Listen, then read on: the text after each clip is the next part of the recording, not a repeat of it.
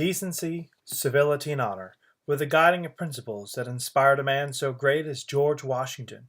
George Washington, Commander-in-Chief of the Continental Army during the American Revolution, and later First President of the United States, is a man often veiled in mystery because his actions are often thought so noble for men who sought to advance themselves in an unforgiving world.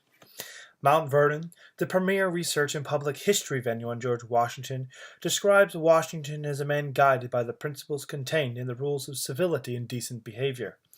For example, Washington attempted to live these rules, such as in the presence of others sing not to yourself with a humming noise, nor drum with your fingers or feet, or at play and at fire it's good manners to give place to the last comer, and affect not to speak louder than ordinary. Let your countenance be pleasant, but in serious matters somewhat grave, and the gestures of the body must be suited to the discourse you are upon.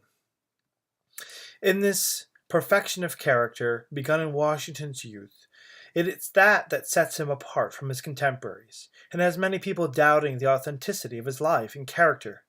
Yet there are numerous examples of how Washington truly embodied a life of decency, civility, and honor. According to David Hackett Fisher, Washington was a commander who believed that we must treat the enemy with decency, even if he fails to do the same to us. When the British were out foraging and killing patriot homes and lands, Washington made it a point to limit such actions of his men and ensure proper receipts were issued to his men.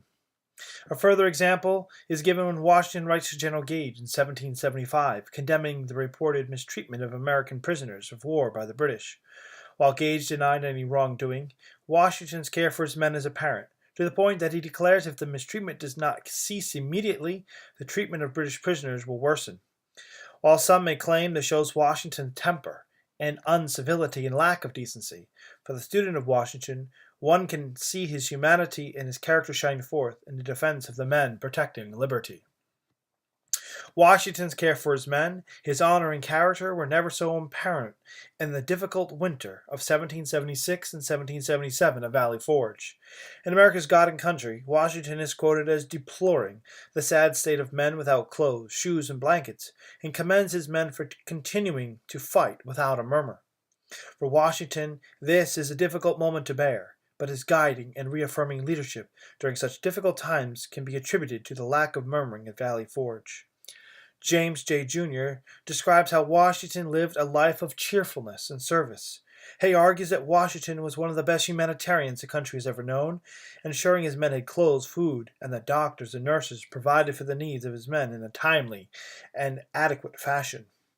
Mason Locke Weems, in his notable and controversial biography on George Washington, recounts a further event that shows the importance of faith and divine providence that Washington possessed during the difficult times of Valley Forge, and reflecting Washington's overall character during the time. Isaac Potts, seeing George Washington praying at Valley Forge, reports to his wife with exclamation, "Sarah, my dear Sarah, all is well, all is well. George Washington will yet prevail." "What's the matter, Isaac?" replied she. "Thee seems moved." "Well, if I seem moved, 'tis no more than what I really am. I have this day seen what I never expected. Thee knows that I always thought that the sword and the gospel were utterly inconsistent, and that no man could be a soldier and a Christian at the same time. But George Washington has this day convinced me of my mistake." He then related what he had seen, and concluded with the prophetical remark, "If George Washington be not a man of God, I am greatly deceived, and still more shall I be deceived if God do not, through him, work out a great salvation for America." If Washington was a man of decency and honor, calm and directed, there were those times when the situation warranted him losing his temper and needing to be assisted by the men that he surrounded himself with to get back on track. David Ramsay, in his History of the American Revolution, recounts the anger that consumed Washington when he saw his men retreating from New York, charging himself into harm's way only to be wrestled back by his aides before Washington was either killed or captured. Washington's anger in moments like these were due to a sense of duty and honor, a belief that we must see the hope of a true freedom, but only if men fight honorably and courageously. In George Washington, a Collection, W.B. Allen demonstrates Washington's frustrations in his letter to Lund, Washington, regarding the state of sad affairs the army appeared to be in. For Washington, he was ready to give up because of the many problems being experienced, such as ineffective leadership, lack of supplies. However, Washington states that he's told if he leaves, the cause will surely be lost. And Washington, unable to resign himself and his country to such a fate, continues to fulfill his duty. The question then arises, has Washington been put on a pedestal to furnish a national narrative that is pleasing to Americans of all time?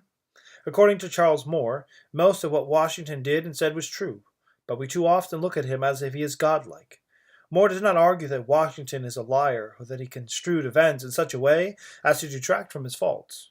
No, Moore suggests that his biographers and admirers of Washington have done that too well, and we must see Washington for his impeccable character alone, refusing the ganache that has come later on.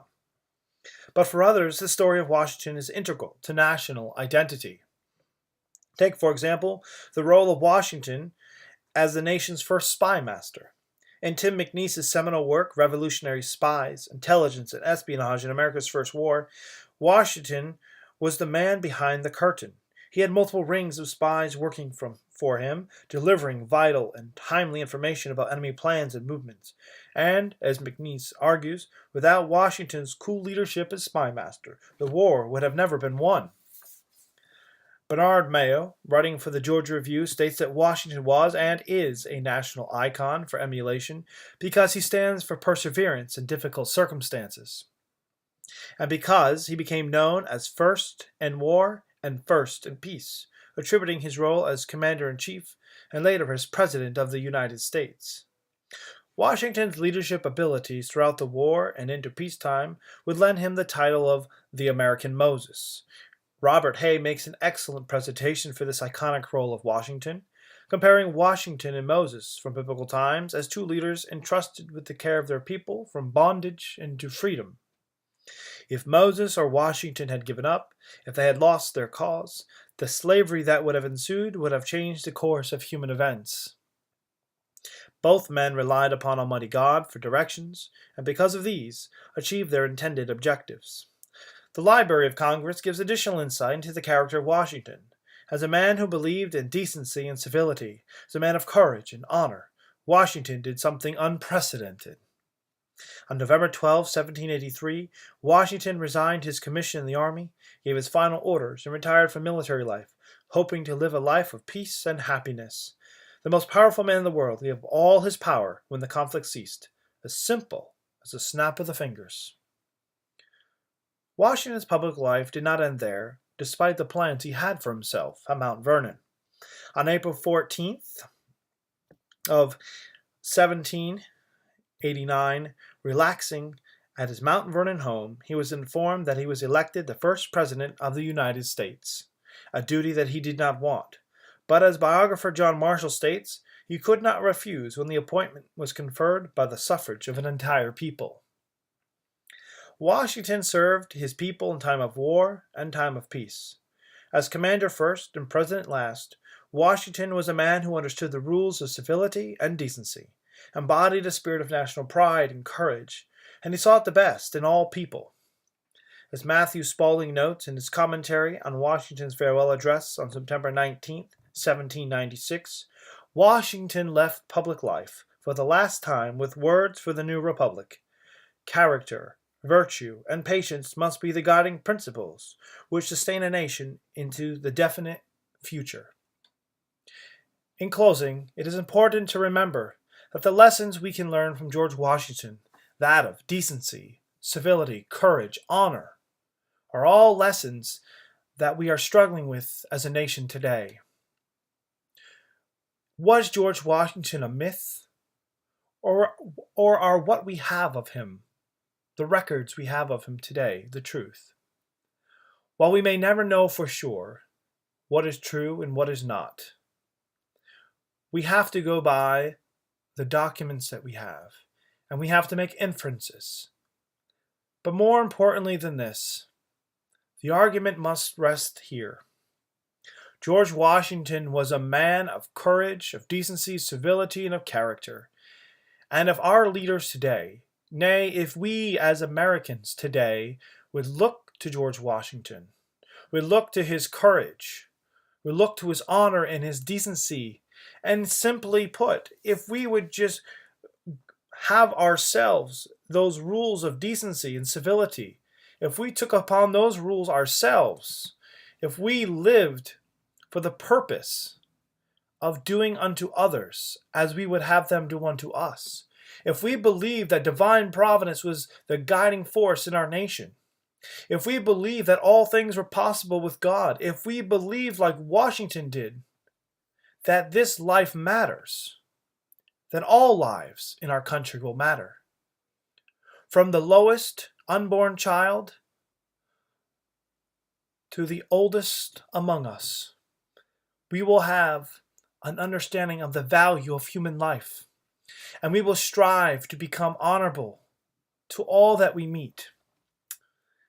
We will see in Washington this character that goes noticed. We will see in Washington, as we see in ourselves, this desire to search for the truth at all times, to live in a way that brings honor to our names and to our families and to our country. We must restore this in America. We must restore this Washingtonian sense of decency and civility. Whether Washington was a man or a myth, I argue today that Washington is essentially the American Moses. He is the man who brought us out of bondage into freedom, if we can but keep it. Restoring ourselves to these biblical principles, restoring ourselves to a life of service, not seeking honor and glory, but seeking to serve those in our country and in our communities. We will become like Washington. We will become like a Moses. We will lead our community out of bondage and into freedom. We will be living an American revolution, a revolution not in the sense where we pick up weapons, not in the sense that we try to take down those we disagree with.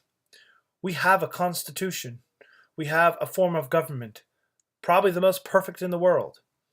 If we return ourselves to a nation of godly heritage, a nation that believes that honor, decency, civility, and character are most important, then we will restore ourselves to a nation that is perfect, a nation that is under the providence of God. And in the future, we will know no bounds, no limits, only the grace of God and the salvation of souls.